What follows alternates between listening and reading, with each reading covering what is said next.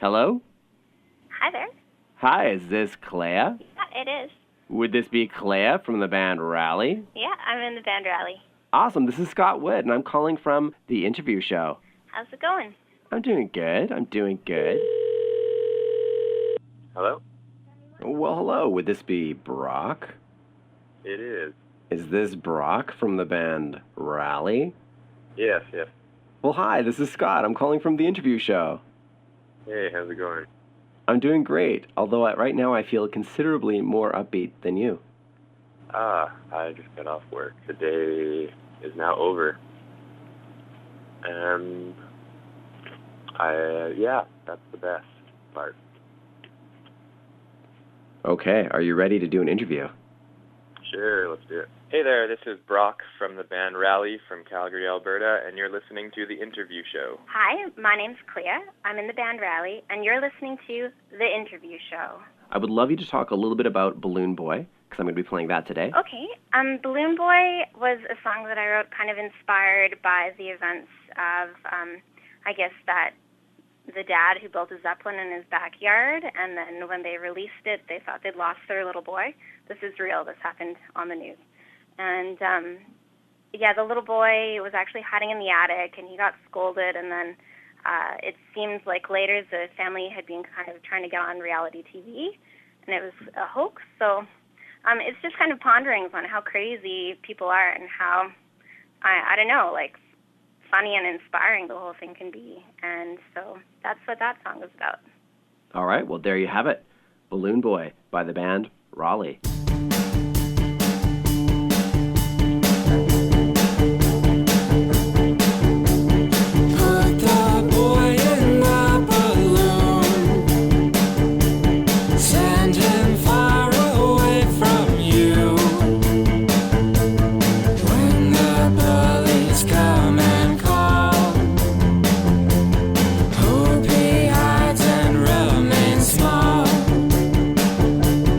There's a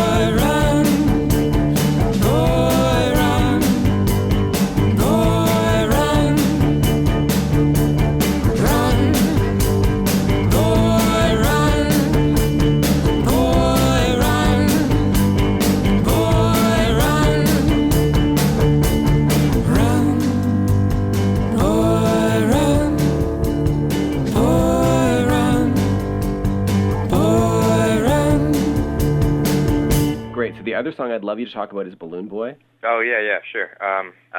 Balloon Boy is, it's actually a tune that Clea wrote. Well, I think I was really, I was kind of, taken back at first because I think we've never had anything so upbeat, and, maybe that's where the Sad Bastard thing comes in, but it was kind of a treat to be able to, play a very different style of guitar and,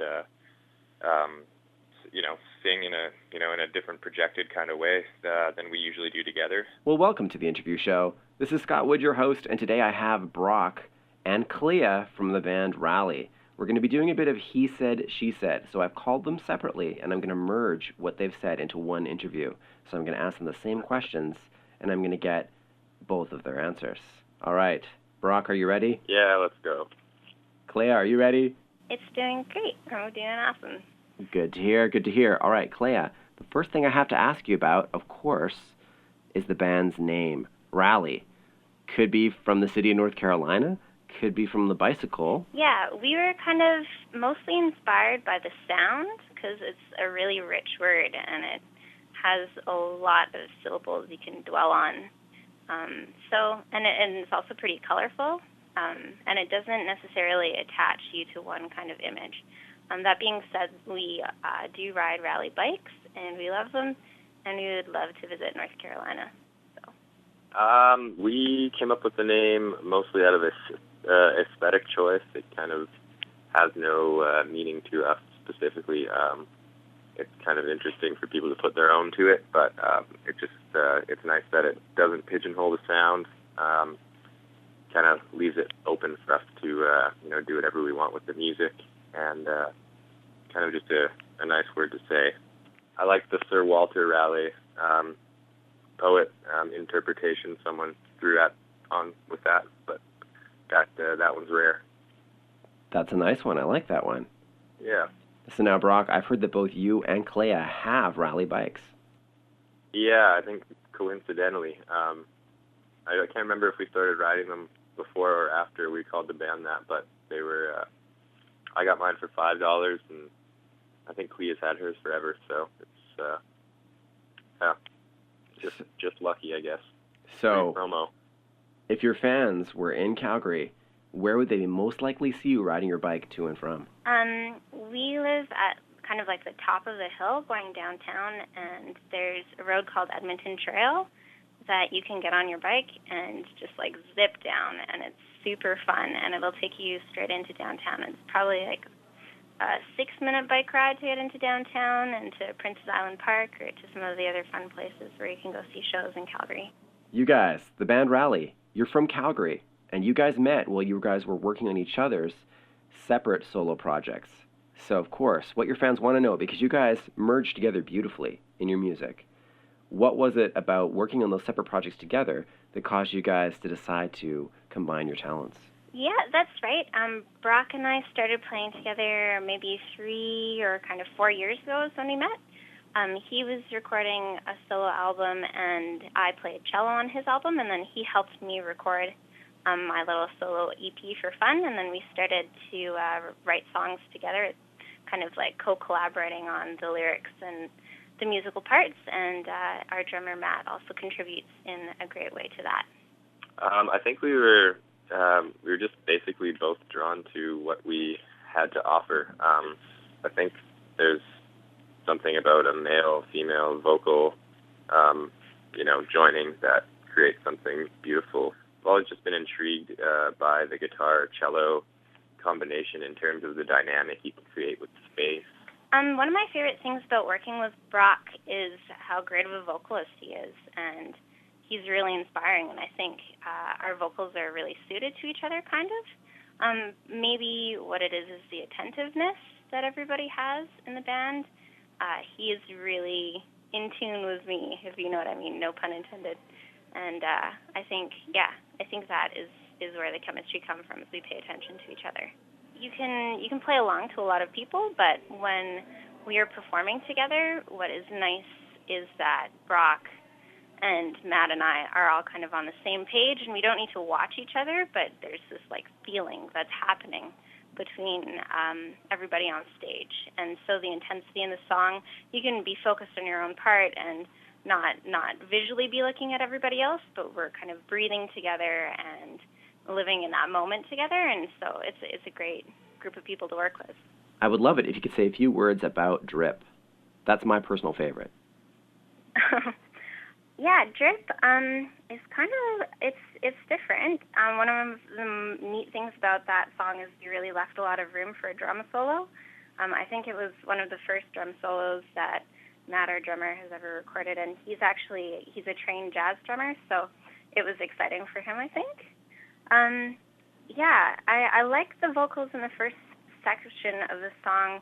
I think we've been called sad fucker music. I don't know if you can put that on the radio. I think it's like sad bastard music, I heard. Yeah, sad bastard music. So this maybe is our most similar to sad bastard music, but I have a fond love of Belle and Sebastian, and I take the potential insult as a compliment. So the first part starts out slow, but then it gets into this kind of groove in the middle where we talk about like body parts and a synonym for junkyard items, and then the next part has a big drum solo, and then it kind of turns into this big expanse of just like deep feelings. So I think it's a really fun song. It's a lot of fun to play. All right, so here we have Drip by the band Raleigh. Hi, my name's Clea. I'm in the band Raleigh, and you're listening to The Interview Show.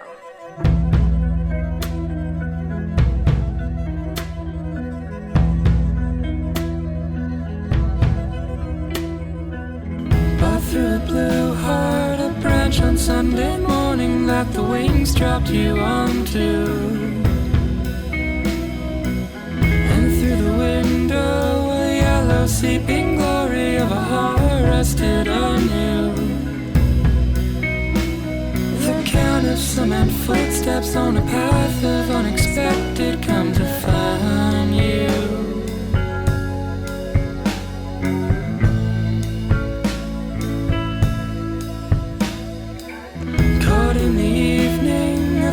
Passed undetected and translated before you.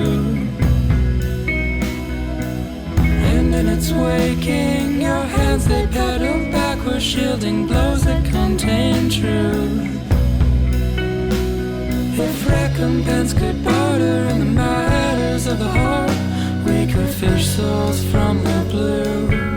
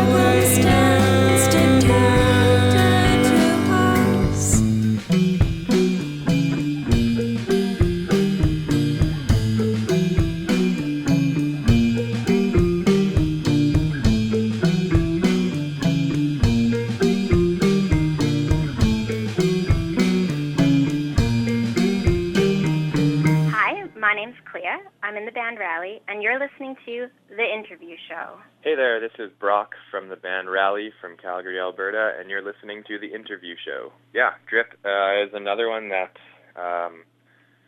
Clea brought a good framework to, and between the three of us hashing out, because it does have a few different parts and it moves, we kind of figured out a way to, put those pieces together into, a kind of a tune that starts as a dreamy pop song that kind of moves into a, has some, vocal intensity build, and then it ends with a kind of, slap in the face drum solo over a weird time signature, and it's a great tune for live purposes. Nice. Now, I've heard you guys jokingly call yourself prolk, which is a merging of progressive folk. I've read other people describe you as chamber folk. So I was hoping you could talk a little bit about how you feel about being put into these made-up, funny-named genres. I'm super excited about the funny name genres. Prolk is kind of, it's a good joke. And I think it's an accurate description kind of what our music is like, because it does have those folk elements where it just goes back to bare bones guitar with two vocalists. But then there are these moments where there are rhythm changes and a lot is going on, and there's a lot of dissonance that we can play with our vocals. Our vocal lines aren't always harmonizing necessarily. So, yeah, I think it's progressive folk music, or I don't know about the term chamber. I mean, there's only one stringed instrument in the band, but we do a lot of looping as well and a little bit of layering sounds. So I guess chamber works too. Okay, so chamber folk is out. Prolk is definitely yes. Yeah. I don't necessarily know how I would, coin it, but I don't mind the prolk thing. Chamber folk comes from having strings, I guess. But, if people are willing to listen, whatever you want to call it is, whatever you can fool someone into checking it out with, I guess, works best. Excellent, and you seem like a really tricky guy. I don't know, maybe. All right, another term that I've heard is sad bastard music. So I have to ask you, Brock, are you a sad bastard? I don't know, maybe I'm not peppy. I don't know, personally I don't think I'm a sad bastard, but I guess the tunes have been interpreted as that once anyways. Yeah, it's I don't know, it's personal music, I guess. It's the songs are written for ourselves, I think, before anyone else. So maybe people think we're sad, but I think it's there's just been lots of thought put into each tune. The sad bastard comment, I think, is awesome. It's hilarious. Brock was really confused because he didn't understand the reference, but High Fidelity is such a great movie, and Jack Black is super funny in it, and they listened to Belle and Sebastian. When I was little, when I was 8 years old in rural Calgary in Canada, I had a Belle and Sebastian CD, and it was one of my favorite CDs, and I think it was one of the first CDs that kind of inspired me to write music. The lyrics, spoke to me or something. So it's a huge compliment for me to be called sad bastard music. We're going to end with your song Tunnel Vision, and that song, it's the arch enemy of all radio shows everywhere because it's really, really great, but it's also really, really long. Yeah. So I'd love it if you could tell me a little bit about that as I bring up the music. Yeah, absolutely. That tune is that was one of the first songs Clea and I wrote collaboratively, and we put it together before we were even Raleigh. We were playing this show as part of the High Performance Rodeo in Calgary, and neither of us wanted to play our solo material. It was just, we kind of, just feeling tired out with it, so we sat down and decided let's hash out, a 40-minute set, whether it's one 40-minute tune or 41-minute songs. Let's put something together, and it was maybe the night before or something. So we were kind of just rolling with any idea that came to us, and that was one that we sat down with a few different ideas rolling and figured out ways to mesh them together, and then kind of took it to the next spot and, independently wrote lyrics without even a discussed theme going or anything, and then used, filtered some stuff, but, figured out a way to mash it together into a, semi-cohesive tune, and it's one of my favorites we've got going now. Yeah, Tunnel Vision. I got to pick the name for that song, I think. It's kind of a song that happens in 3 parts and maybe in some ways tracks the course of a relationship. The first section, Brock and I have independently written lyrics to it. The vision for what I was imagining was kind of how when you drive through a tunnel and you close your eyes a little bit, all the lights get blurry, and it's about kind of letting things go past you without really seeing them. And then the middle section is kind of more based around Brock, and I can't really speak to that, but it has kind of like an intensity in the way that it talks about maybe missing somebody or wanting love again. And then the last section is kind of really a reprieve where it feels like both people are aware of how much they love each other in kind of like a letting go sense. So it's a journey, and it's a 7-minute song at least, but it's a good journey, I think. All right, so we're going to be listening to Tunnel Vision by Raleigh. Hi, my name's Clea. I'm in the band Raleigh, and you're listening to The Interview Show. Hey there, this is Brock from the band Raleigh from Calgary, Alberta, and you're listening to The Interview Show.